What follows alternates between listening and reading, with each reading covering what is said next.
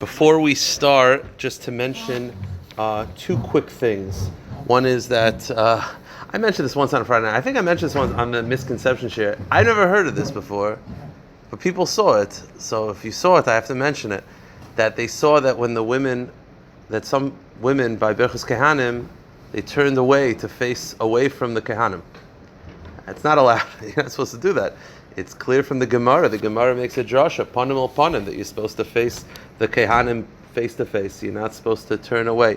There's an Indian that maybe you're not supposed to watch the Kohanim. That's a thing.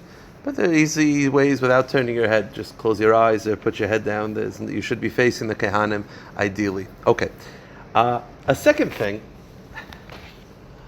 This I don't want to. I'm just going to mention this, and then we'll get weiter. It's a time where you're supposed to have a tremendous amount of achdus. There's a sect of Klal Yisrael that I try to ignore.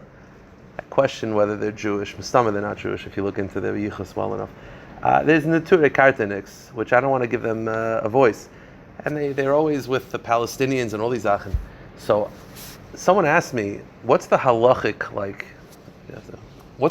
problem of doing this? So I'll tell you the answer, and then we'll go weiter. I don't want to spend much time. There was a rabbi from Eretz Yisrael who was eating by our house. One of these rabbis of these, Shana Aleph type places.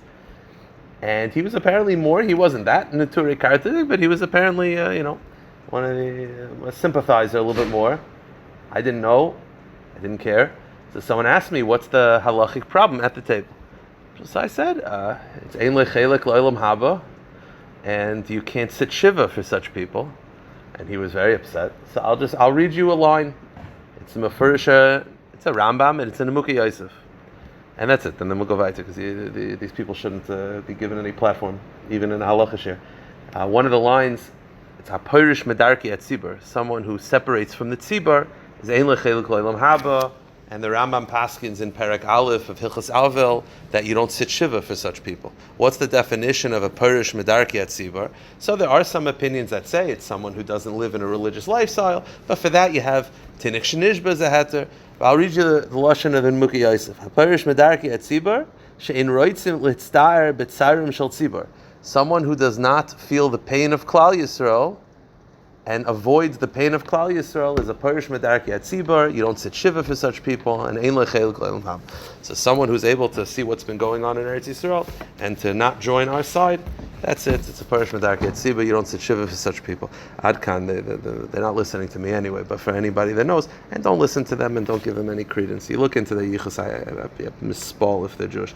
But anyway, okay, a couple other shilas that I got. Back to the regular scheduled programming. So someone asked me, this past Sunday was Rosh Chodesh. I'll run through some of the more detailed halachos. Someone asked me, on Rosh Chodesh, is he allowed to get a haircut? So what's the shaila about that? So the Mishnah Berurah in Siman Reish Samuch in Hilchos Shabbos writes that there's there's a concept, not to get a haircut and not to cut your fingernails or your toenails on Rosh Chodesh, even if Rosh Chodesh is Friday. Why?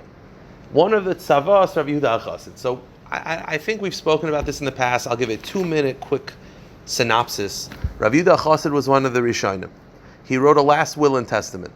He's got I think it's like 313. They found more recently. He just boom. If you look through them, they're printed in the beginning of the Sefer Chassidim. He wrote the Sefer Chassidim, it's printed in the beginning of the back. If you look through them, the majority you haven't heard of. Not you, I'm just saying it's not part of the lexicon of Jewish halacha. Some of them are very famous. I'll mention a couple that are the more famous ones. That you shouldn't marry a woman who has the same name as your mother. A woman shouldn't marry a man that has the same name as their father. Two brothers shouldn't marry two sisters. You shouldn't seal up a window. There are certain ones that are a little bit more famous. One of the more famous ones is you don't cut your hair on Rosh Chodesh. Why? Al pi Kabbalah, it's a spiritual danger. I have no explanation for it. So it's brought down by the Mishnah Berurah. So how do we paskin? So overall, there's a very large discussion amongst the poskim whether tzavas Rav Yehuda Chassid is meant to be paskins for practical halacha or not. There's a famous teaching of the Neturei Yehuda that the Neturei Yehuda quoted that one of the tzavas Rav Yehuda Chassid is that two brothers shouldn't marry two sisters. The Gemara in Brachas says that there was a certain city of 400 Kohanim. They were all brothers, and they all married sisters. 400 brothers married 400 sisters. So the Gemara is talking about it. It clearly wasn't a thing. One of the tzavos of Chassid is that an uncle shouldn't marry his niece. That was an old minig of Klal Yisrael, that they used to do such a thing. So therefore the Noid Yehuda felt that tzavos of Chassid is not meant practical halacha, it was meant for his family. It was a tzavah for his family. One of the tzavos, I think, is you don't name your kids Yehuda or Shmuel, because he was Yehuda ben Shmuel. Nobody is makbid about this. So the Noid Yehuda feels that it's not accepted amongst Klal Yisrael. Other places can feel that it is accepted amongst Klal Yisrael. So for practical halacha, when it comes to, let's say, haircuts, it's brought down by the Mishnah Berurah. So if you could be machmer, you should. However, I told this person who asked me that he told me he didn't have time to get a haircut. His hair is getting long. He can only get haircuts on Sundays. It's been Yom Tif and Rosh Chodesh for the last month. Okay, you have what to rely on. It's not the end of the world. It's a nice thing to be machmer if you can. But no, it's not. If you want to be megal yesh lami lismach. So I just want to mention one more halacha regarding this. Let's say you want to be makbid, which is a nice thing to do. The Mishnah Berurah says not to get a haircut on Rosh Chodesh, even if Rosh Chodesh is Friday. Right? Friday is Kavod Shabbos. Don't get a haircut on Friday. Get it on Thursday. What if Rosh Chodesh is Thursday and Friday? So I always get asked this. Whenever Rosh Chodesh is Thursday and Friday, I always get asked, can I get a haircut? I know the tzavah, but it's Thursday and Friday. Rav Yaakov Kamenetsky in his Sefer Emes LeYaakov proves that when it's Thursday and Friday, you can get a haircut on Rosh Chodesh, according to everybody. Why? Because he says like this: when Rosh Chodesh is Friday, there's an Indian of Kavod Shabbos. To get a haircut with Kavod Shabbos, it's a Mekayim mitzvah, a mitzvah from the Nevi'im. So that should outweigh whatever this thing is, right? Whatever this Kabbalistic concept, the mitzvah of getting a haircut for Kavod Shabbos should outweigh it. But says Rav Yaakov, when Rosh Chodesh is just Friday, you can get a haircut on Thursday. Doing an action on Thursday is also Kavod Shabbos, right? It's also close to Kavod Shabbos. So therefore, because it's a quasi-Kavod Shabbos, no, it's something. But says Rav Yaakov, if Rosh Chodesh is Thursday and Friday, and in order to be makbid on Savas or Yida Chassid, you would have to get a haircut on Wednesday, which is b'chalal not Kavod Shabbos, then he says, that now you have a fight between Kavod Shabbos and Savas of Yida Chassid. Kavod Shabbos wins. So Rav Yaakov feels very stark that when Rosh Chodesh is Thursday and Friday, you can get a haircut and cut your nails. L'Kavod Shabbos Kodesh, l'Kuli Yom L'Chol. That's Rav Yaakov Shita. Okay. Couple more things I want to run through. Someone asked me, what is the proper procedure for Lecha Mishnah? Which chalah should you cut? Because you go to people's houses, they don't really. A lot of times people don't really know. They're just doing. So this is the sheet of the Ramah, and it's based on Kabbalah. I believe, if I'm not mistaken, I should have checked this up. I believe Chabad has a different approach, but it's starting at 9. But we're just having. You could do your thing. So it's like this. Maybe a little on this side. So the Ramah brings down Api Kabbalah. This is the proper approach. This is Kabbalistic reasons. Friday night, you should cut the bottom chalah. Friday night, Api Kabbalah, you cut the bottom one. Now here's the problem. You have the two challahs on top of each other. You're supposed to cut the bottom one for Kabbalistic reasons. But there's a concept called Ein Mavir and Ala Mitzvahs, which is you should always do the closest one. The closest one to your chest, the closest one to you, is the top one. So, says the Mishnah Berurah, what you do is you pull the bottom one a little bit closer. So the bottom one is a little bit closer to you, and you cut it. Therefore, you're cutting the bottom one, which for Kabbalistic reasons is the proper approach. But it's closer to you, so it's not a chisaron of Ein Mavir and Ala Mitzvahs. That's what you do Friday night. Shabbos day, Shalah Shuddis, and every meal of Yom Tov. So outside of Friday night, you cut the top one. So generally you cut the top one, but Friday night you cut the bottom one, and you cut it when it's closer to you, so you pull it a little bit closer. I'll say one more thing, just because Agav, it's important to know. There's a shaila in the Poskim, you should have the chalah cover still on while you're cutting it. Right when you're about to cut it. You should have the chalah cover. Ideally, you make a little mark on the bottom one. You have the chalah cover still on. You make the bracha with the chalah cover on. Then you remove it. That's what the Poskim say. There's a couple of reasons why we cover the chalah, but it should be covered ideally until you actually are ready to cut the chalah, not just when Kiddush is on. One of the reasons why people think that it has to do with Kiddush is because they don't want to embarrass the grape juice. That's one of the reasons, but there's other reasons. Zecher Laman. right? The man was covered by dew, so we cover the challah. If it has to do with that, then it should be covered ideally, until when you're cutting the challah. Okay. So this other halacha, good. So when you make the slit, what's the whole thing about making the slit on the challah? Because you can never find it anywhere. Okay, so making the slit on the challah is not a concept really related to Friday night. It's related in general. The Gemara says that whenever you would eat bread, they used to cut bread, right? They didn't have sliced bread. They used to have like baguettes, whatever, loaves. So they would cut it. The Gemara in Bracha says that whenever you make a bracha, you should always cut first. Why? Their bread was very hard. The concern was their knives weren't very sharp. You make a bracha, and you're cutting, and you're cutting, and you're cutting, and it's a hefsek. So says the Gemara, you should mark it first. Not just mark it, they would actually cut, like a deep cut into the challah. Now, two things. Nowadays, you could argue that it's not really necessary anymore because our challah is soft. It's not like it used to be. It wasn't old. Secondly, Friday night, there's an issue.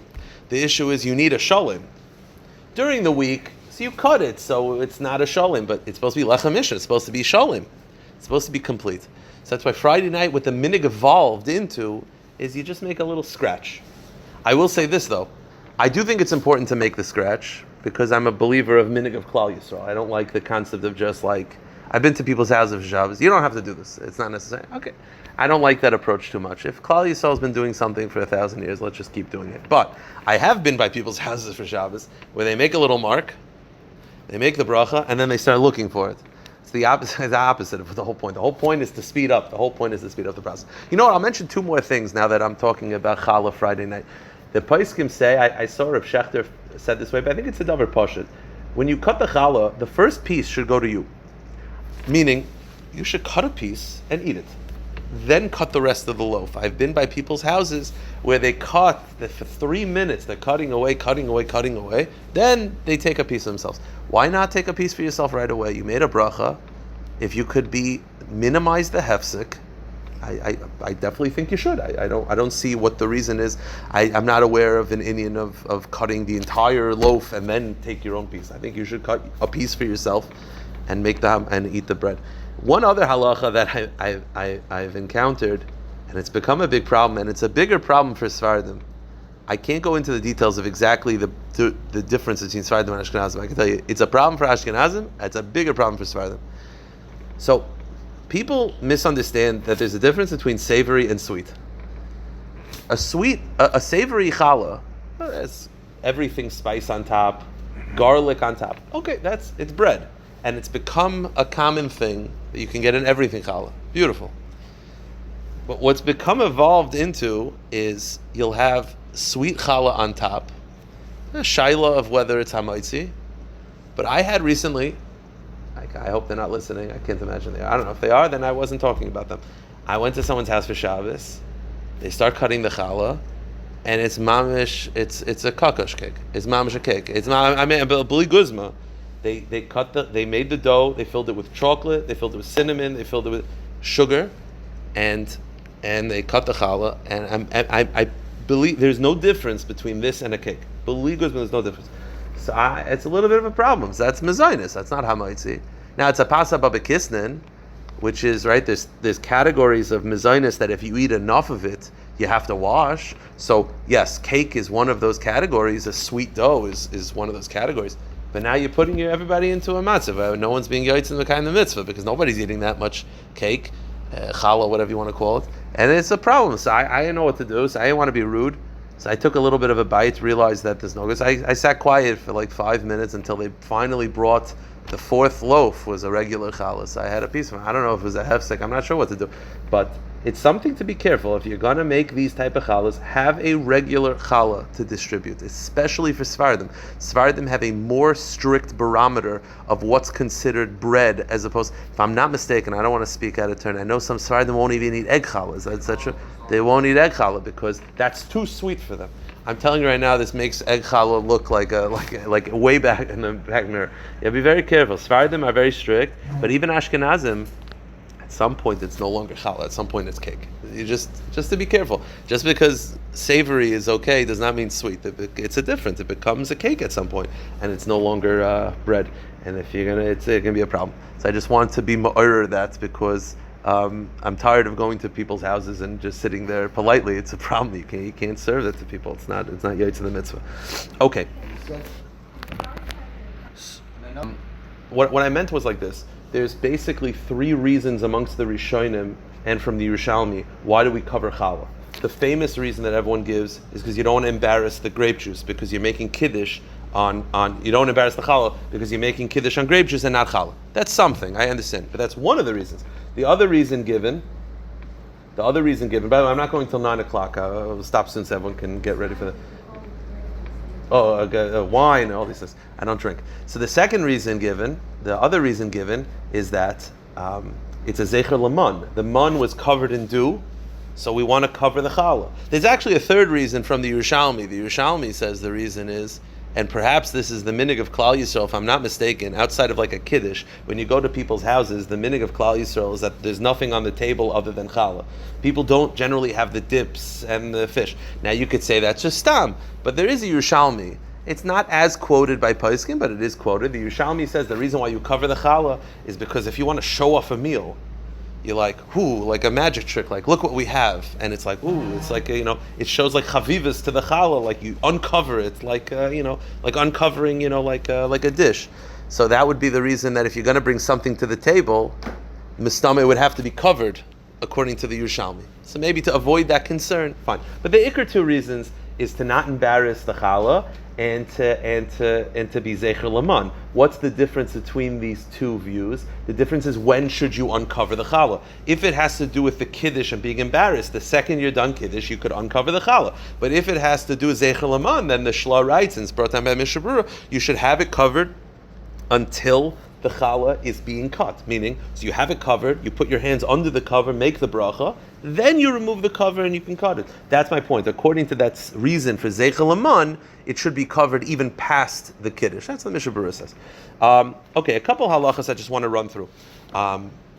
What happens? This has happened. It happens in a lot of shuls. I've seen this many times, where the chazzan has to step down in middle of Shmoneh Esrei. Now, this could due to the fact that he's not feeling well.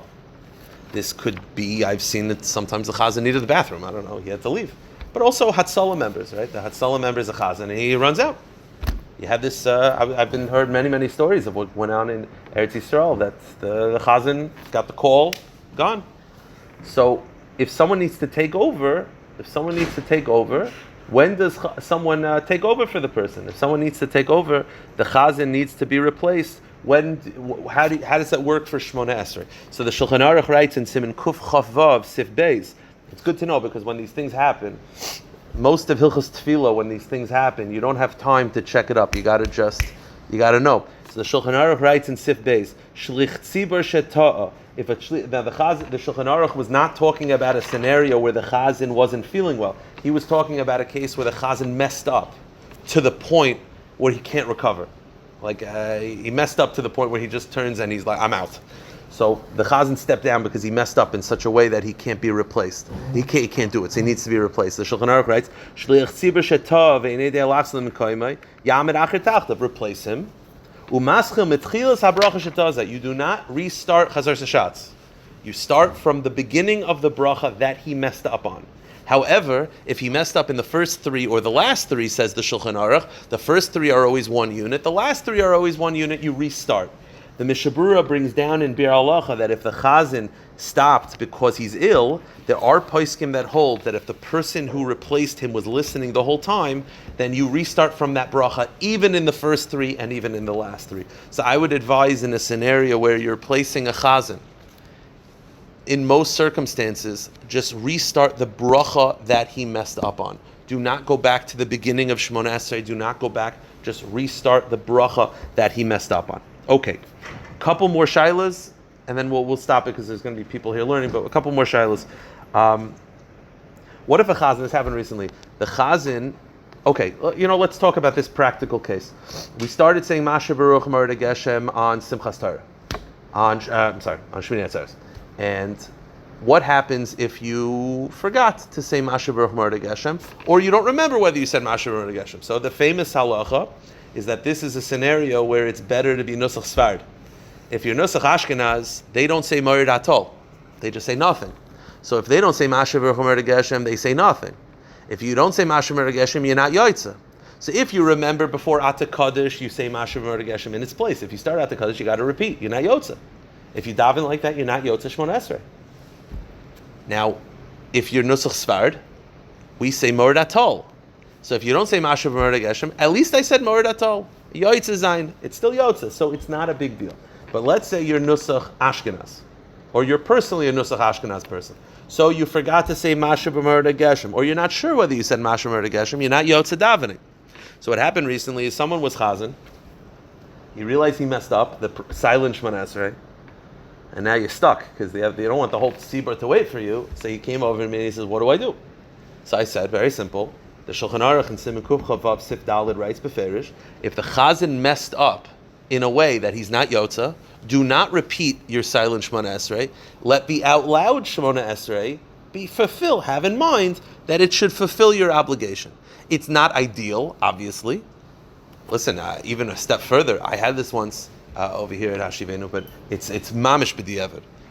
But a chazan walked in, for whatever reason, whatever the scenario was, he did not daven a silent Shemona Esrei. He just davened out loud. B'diavad, it's yotza. It's not ideal. B'diavad, it's yotza. So, no, this was a separate scenario. He had not davened silent Shemona Esrei whatsoever. Yes, over here it wouldn't be relevant because it's actually a good point. People should realize that over here you should always, even though in general there's always the famous shiur where my nusach is different than the nusach of the shul. So the basic psak is that you could have your silent Shemona Esrei, it could be your personal nusach. Everything out loud should be the nusach of the tzibur. Ramosha Feinstein writes, the chazan has to say the nusach of the tzibur, because the whole purpose of the chazan silent Shemona Esrei is to get him ready to daven out loud. It doesn't make sense to have a separate nusach. But the case was the person didn't do that. So they had a private Shemona Esrei nusach Ashkenaz, and they did not say Mashiv Haruach Hageshem. So they're not yotze the davening, or they're not sure, so we assume they didn't say it properly. So I told them just have the out loud Shemona Esrei. Now this creates a very interesting halachic nafkamina moments later. The chazan ends his Chazaras Hashatz with Baruch Atah Hashem HaMevarech Es Amo Yisrael Bashalom. Okay. Now what? So now he finishes HaMevarech Es Amo Yisrael Bashalom. So now, first, right off the bat, there is a machlokes Ramah and the Gra.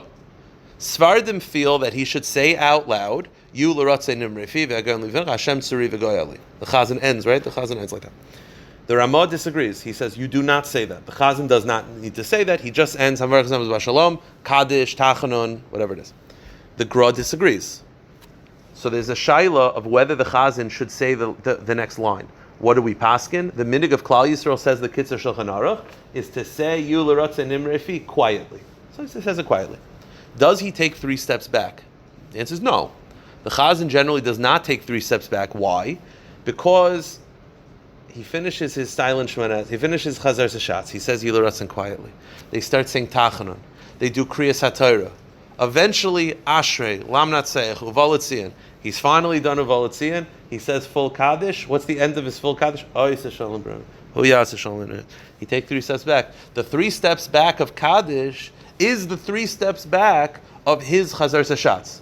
Now, by the way, that means that you should not be talking. The Chazan should not speak from the end of his Chazaras Hashatz until the end of saying full Kaddish, other than davening, because he is still sort of in his Chazaras Hashatz until he takes 3 steps back. However, the Poskim say as follows: if, let's say, the Chazan, there are scenarios where the Chazan should take 3 steps back right away, and that's in 3 cases. If the Chazan did not daven silent Shemona Esrei, if he davened silent Shemona Esrei and messed up, so I said his out loud Shemona Esrei is really his silent Shemona Esrei. So therefore, we want him to take 3 steps back to conclude his silent Shemona Esrei. Or you have this a lot, where someone else is taking over by Ashrei. You'll have it sometimes when there's 2 avelim, they want to make everybody happy, so they'll have one chazan will say the silent Shemona Esrei and Tachanun, and the other chazan will take over. Now, if the other chazan takes over, the other chazan is the one taking 3 steps back by the end of Kaddish. Therefore, the first one never took 3 steps back. So the Paiskim say that if you're going to be replaced, and you know that, you should take 3 steps back at the end of that Shemona Esrei. Okay. I'm trying to think of whether I want to go into this case. It's a whole complicated case. Any questions?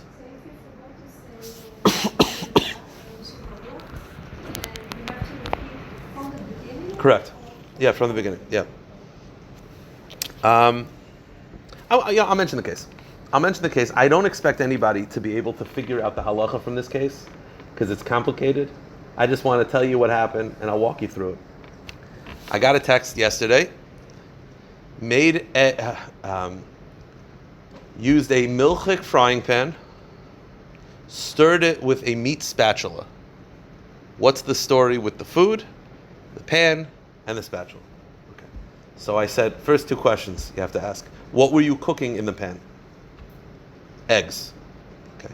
Were there onions and eggs with cheese? You're cooking cheese in it. So basically, you're making an egg omelet in a dairy pan. So good. You take a meat spatula and you mix it. What's the story? So I said, are there onions? Because when there are onions, throws everything. Nope, just eggs. When was the last time the meat spatula was used? A week ago. Or I'm not sure, which if you're not sure, stam kalim ein ben yomim. Okay. Now, because if the meat spatula was used within 24 hours, now it's pumping meat into that eggs, and the eggs have cheese, and it's basa b'chol. But it's not. So let's analyze it. There's 3 things you got to ask. There's the eggs, there's the pan, there's the spatula. So the eggs are going to be fine. Why? Because the eggs have cheese in it. You stirred them with a meat spatula, but the meat spatula hasn't been used in 24 hours. After 24 hours, any meat flavor in the spatula is putrid. So anytime it's pushing flavor, it's pushing nothingness. It's disgusting. It's no sein tam lifgam. So the eggs are completely fine. You could eat the eggs. Fine. The frying pan is also fine. Same reason of the eggs. Any meat flavor that's being pumped into the eggs and the frying pan is disgusting. It's putrid. Not going to be significant. But here's the problem. The problem is the spatula. Because the spatula is a weird thing. It hasn't been used in a week. So it has week-old meat in it, which is disgusting. You now just stirred it with cheese. So now it has fresh cheese. So here's the problem with the spatula. You're kind of stuck. It's a meat spatula. Because you used it for meat once. So you're not allowed to use it for cheese. Lichatchila. So I can't continue using this for dairy. The problem is it has fresh cheese in it, which will prevent me forever of using it for meat. So I can't use it for meat, I can't use it for dairy. Technically, the Ramah does bring down, it's from Rabbeinu Peretz, you could use it for pariv, but the Ramah says the minig is not to, because that would be a very foolish idea to have a spatula in your house you could only use for pariv, and it's usher to use, it's not like you chose pariv, it's usher. So therefore, what we paskin is the eggs are fine, the pan is fine, the spatula needs to be kashered to purge it of its meat, week-old meat, and fresh dairy. So you wait 24 hours and you purge it. Now, how do you purge it? Are you able to purge it? It was either rubber or plastic. So there's a general shaila in the Paiskim. Can you kasher rubber or plastic? We know that you could kasher metal, glass, according to Svardim, doesn't need to be kashered. Ashkenazim on Pesach are very strict with glass. Earthenware cannot be kashered. So you got metal, earthenware, and glass. The problem is plastic. Plastic and rubber are relatively new concepts, so you never had them before. So the question is, which category do you put them in? So, and wood is similar, but wood they at least had. But rubber and plastic was a new invention. They never had this. So there's a tshuva, Rav Avadia talks about it, Rav Shlomo Zalman, Rav Henkin, and Rav Moshe, and Mechas Yitzchak, and Tzitz Eliezer, and they all basically say like this. There's basically a couple of approaches. Rav Moshe's shita is that plastic should not be kashered for Pesach, but year-round it could be. Rav Avadia was more makel, and Tzitz Eliezer's makel. Many poskim are makel that plastic can be kashered for year-round. Pesach, okay, it's maybe to be strict. For plastic and rubber, there's definitely more Indian to allow it to be kashered. If you remember, there was always a shiloh. I was younger. There was always a shiloh. Do you kasher a microwave? The shiloh was because the walls of the microwave are plastic. It was a shiloh of do you kasher plastic? That was the ikar shiloh. Yeah.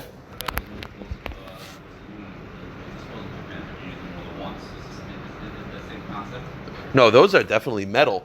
That's just as an aside. Rav Moshe feels that for chiv tvilas kalim, he feels that that's only a rabbinic metal, but that's metal in halacha. Those could be kasher. Those I know what they are. Plastic and rubber is a little bit more of a shaila. The point is, for this scenario, many poskim feel that because it's not Pesach, it's not chametz, kashering plastic and rubber is acceptable if it could withstand the heat. So I told him the eggs are fine, the pan's fine. Wait 24 hours and dip the spatula in boiling water, and then rinse it off, and you're good to go.